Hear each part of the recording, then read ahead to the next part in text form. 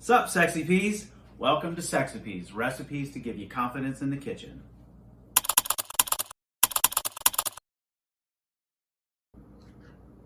Are you going? We are going. We're going to start off this week with our drink because our drink includes our staple, which you may be able to guess is this spoon. This is a bar spoon. Bar spoons are often best if they have stories that come with them. This is called Lindsay's Rabbit because I got it from my very good friend Lindsay, who works at the Outlook, who we love very much. And there's a rabbit on the top of it, and it's kind of weirdly dirty.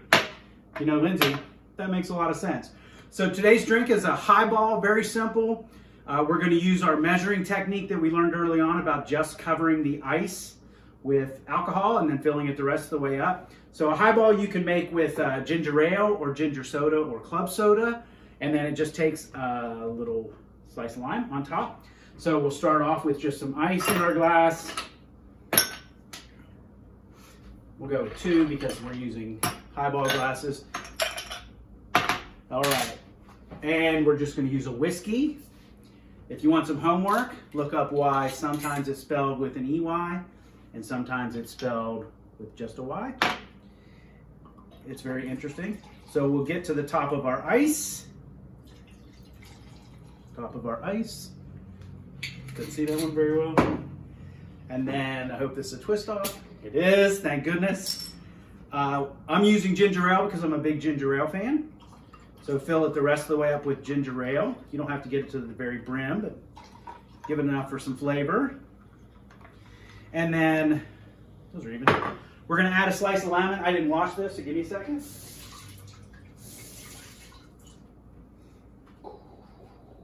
All right. And we're gonna slice them very similar to when we made gin and tonics and sliced our lime to go on the top of it. So we will, a couple of slices. Cut them in, so we have a nice thick slice of lemon.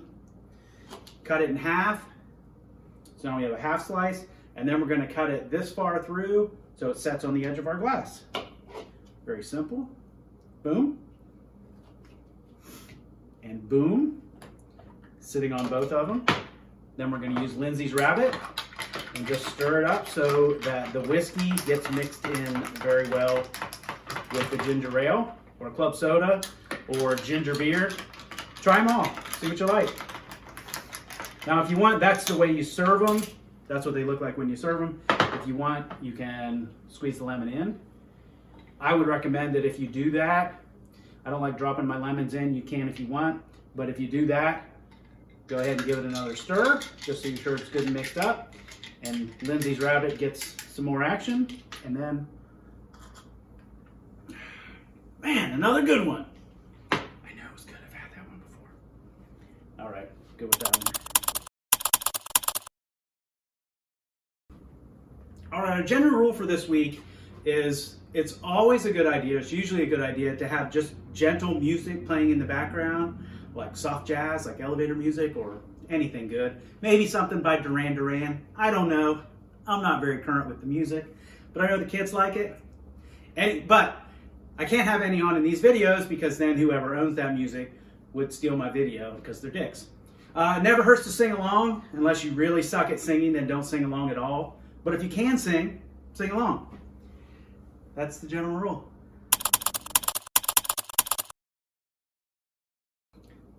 Are we ready? Are we going? We're going.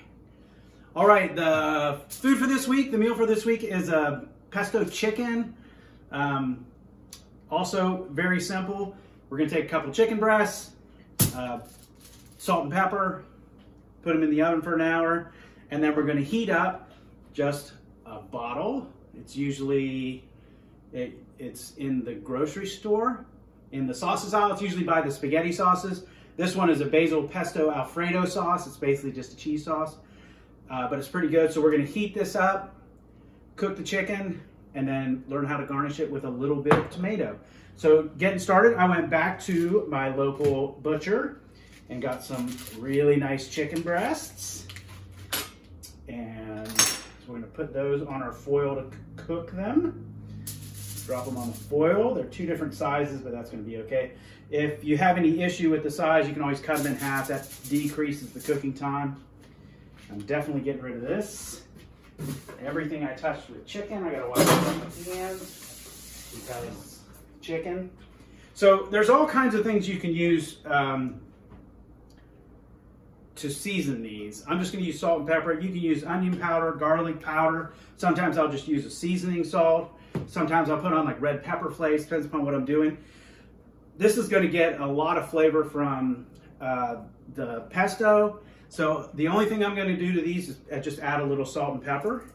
You don't need a lot with chicken. A little salt, a little salt. I'm just using a regular Morton salt, nothing special about it. And some fresh cracked pepper.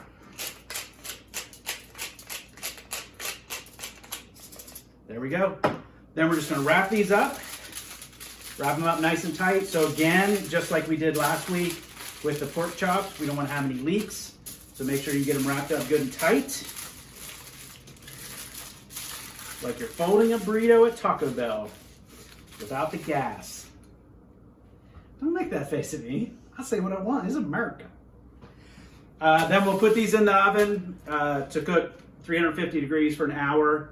That should be enough to get them cooked all the way through, rough number. And then, go ahead and pause it. All right, so our chicken is in the oven cooking. We're not covering it this week, but one thing that's pretty important is making sure that your meat is cooked to the proper temperature. I have a meat thermometer. It actually has on it the temperature for each item. So you can see that poultry needs to be to 180 degrees internal temperature. If you're worried at all, overcook it a little, it's gonna dry it out, but it's better safe than sorry. Another way is just simply slice it open, and as long as it's consistent all the way through, then you're probably in good shape. Small chicken breast, 350 degrees for an hour should not be a problem. Never hurts to check. So we have maybe 15 minutes left on the chicken cooking. You can tell by the timer that I set for an hour earlier that you can't see, but we can pretend.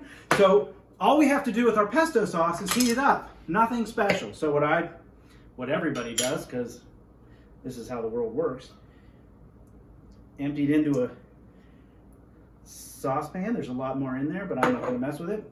Now we're going to want to heat this up on a real low temperature because we don't want to scorch it. So are you going to zoom in? Can you see the flame? See how high that flame is? That's way, way too much. We want it to be on super low so you can just barely see it. Set it on, keep our wooden spoon close. If you have one, these, I highly recommend them. This is just a spoon holder. So now once we stir, we can set it in that, and then it's easier to clean than cleaning your whole stove. So basically we just set it in here, let it heat up. Periodically come in, stir it, scrape it off the edges, scrape it off the bottom. If you feel like it's starting to stick, turn the temperature down. And we're just going to heat that up to a really, really slow boil. And in 15 minutes, that should be enough time so when the chicken gets done, this gets done at the same time. Ta-da. And go. Did you go? All right. Oh. All right, so our chicken's done. We've taken it out of the oven. We were very careful. We wore oven mitts on both hands when we pulled it out and unwrapped it very carefully. Put our thermometer inside the chicken to see that it was 180 degrees, which it was. We have our pesto warmed up. It's good, and the viscosity has decreased considerably, so it's nice and runny. So what we're gonna do is we're just gonna take our chicken breast and just dribble the pesto over the top of it. Be as generous as you wanna be. There we go. What I like to do is garnish it with a little extra cheese. So just drop some cheese on it, make it look pretty as you can make it. And then it's also recommended that you add slices of tomato. What I normally do is I'll use just like a cherry tomato cut in half. Those are the little tiny ones. Cut those in half and sprinkle them over the plate and inside the pesto a little bit. But they're out of season, so I don't want to contribute to global warming. So I'm just going to use a regular tomato that I had saved from the garden or something. So I'm just going to cut it into wedges. So there's the stem, cut it straight down from the top. And then, missed piece, we're going to cut out the little tiny section in the corner that you don't want to eat because it doesn't taste very good. And then I'm just going to cut it into quarters. So cut it all the way through, cut it all the way through, and garnish your plate. What some people will do, what a lot of people will do actually, especially in the summertime, we're filming in the winter, we'll garnish those with a little salt, like a Himalayan salt or a kosher salt, something like that, a sea salt. And there you go. There's your lovely plate of pesto chicken garnished with tomatoes and ready to be consumed.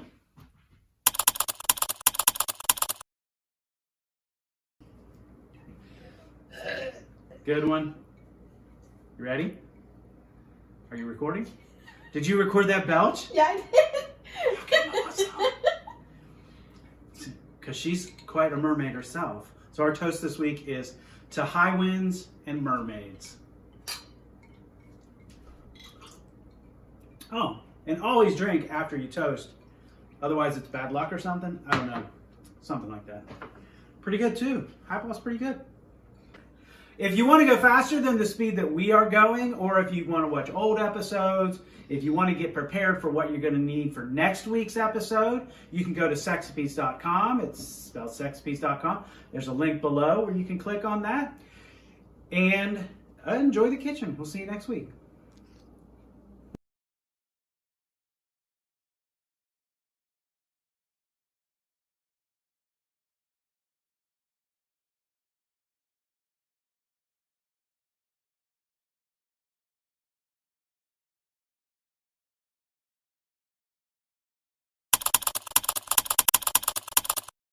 Wait, did you start it already? Because I got pee. Can you pause it? Somebody told me about those. I ordered them online. They were like $30 or something like that. Good one. You ready? Are you recording? Did you record that belch? Yeah, I did.